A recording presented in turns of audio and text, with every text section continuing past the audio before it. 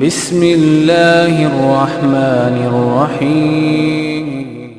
اللہ تعالیٰ نے آپ لوگوں کو، سچی بات ہے، یہ اللہ کا بڑا احسان ہے کہ آپ لوگوں کو اس نے توحید کی سمجھ عطا کی ہے اور نبی کی سنت کی محبت آپ کے دلوں میں اللہ نے پیدا کر دی ہے۔ ورنہ میرا جو ابتدائی زمانہ طالب علمی کا گزرا ہے وہ احناف کے پاس ہے۔ ان کے مدرسے میں ہم جہاں پڑھتے تھے، دیہات کا مدرسہ تھا، باورچی نہیں تھا، اور جو دیہات کے گھر ہوتے ہیں انہوں نے یہ کہہ رکھا تھا ہمارے استاد جی کو کہ ہم روزانہ 2 بچوں کا کھانا دیں گے، کسی نے ہم 3 بچوں کا کھانا دیں گے، کوئی ہم 1 بچے کا کھانا دیں گے، لیکن ہمارے گھر سے بچے کھانا لے کر جائیں۔ استاد جی نے گھر باندھ دیے، اوے بھائی خلیل تیری ڈیوٹی اس گھر سے کھانا لانے کی، جنید تیری ڈیوٹی اس گھر سے کھانا لانے کی۔ سب روز کھانا لاتے۔ استاد جی کے پاس ایک بڑا سا پتیلا ہوتا تھا۔ اب پورے گاؤں میں کوئی ساگ پکا رہا ہے، کوئی دال پکا رہا ہے، کوئی گوشت پکا رہا ہے، کوئی سبزی پکا رہا ہے، کوئی آلو بنا رہا ہے، کوئی کڑی بنا رہا ہے، کوئی کیا بنا رہا ہے۔ جو بھی لاتا استاد جی اسی پتیلے میں ڈال لیتے، پھر اس کو مکس کرتے۔ تو چیز بری نہیں ہوتی تھی، لیکن اگر کوئی پوچھ لے کہ آج تم نے کیا کھایا ہے تو ہم کسی کو بتا نہیں سکتے تھے کہ ہم نے کیا کھایا ہے۔ بہرحال وہ ایک مرغوبہ سا ہوتا تھا کسی چیز کا، لیکن ذائقے میں بھی بری نہیں ہوتی تھی، لیکن ہم بتا نہیں پاتے کہ آج کیا کھایا ہے۔ یہ جو آپ لوگوں نے دیکھا ہوگا مولویوں کی توندیں باہر نکلی ہوتی ہیں، گردنیں بھی کافی موٹی ہوتی ہیں، اس کے پیچھے اصل یہی راز ہے۔ کتنا بھی مالدار آدمی آپ دیکھو گے گھر میں زیادہ سے زیادہ چلو 1 ڈش 2 ڈش 3 ڈشیں بنا لے گا، لیکن مولوی تو روزانہ 50 اور جتنے گھر ہیں اتنی ڈشیں روزانہ مکس کر کے ہم کھا رہے ہیں، تو ظاہر بات ہے گردنیں تو موٹی ہوں گی۔ کپڑے ہر سال نئے سلوانے پڑتے ہیں، پہلے والے تنگ پڑ جاتے ہیں۔ عجیب۔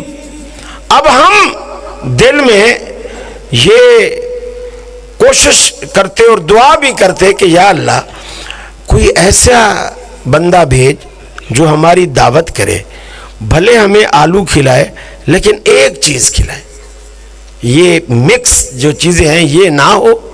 دل چاہتا ہے نا انسان کا بھلے دال ہو لیکن ایک ہو۔ اور وہ موقع کب آتا تھا؟ جب کسی کے ہاں فوتگی ہوتی تھی، کوئی مرتا تھا، وہ آتے تھے استاد جی کے پاس اور استاد جی کو بولتے کہ 15 طالب علم بھیج دو، آیت کریمہ کا ختم ہے۔ ہم وہاں چلے جاتے، وہ آیت کریمہ کے ختم کے لیے کچھ 1.25 لاکھ گٹھلیاں ہوتی، تھیلے میں بھری ہوئی تھی، وہ ہم کندھے پہ ڈالتے چل پڑتے، بڑا خوش اچھلتے بھاگتے، یہ وہ بات کہ آج مزہ آئے گا، آج بہت مزہ آئے گا۔ وہاں جا کر کے وہ گھر والے سفید چادر بچھا دیتے، ہم وہ تھیلی گٹھلیوں کی اس کے اوپر خالی کر دیتے۔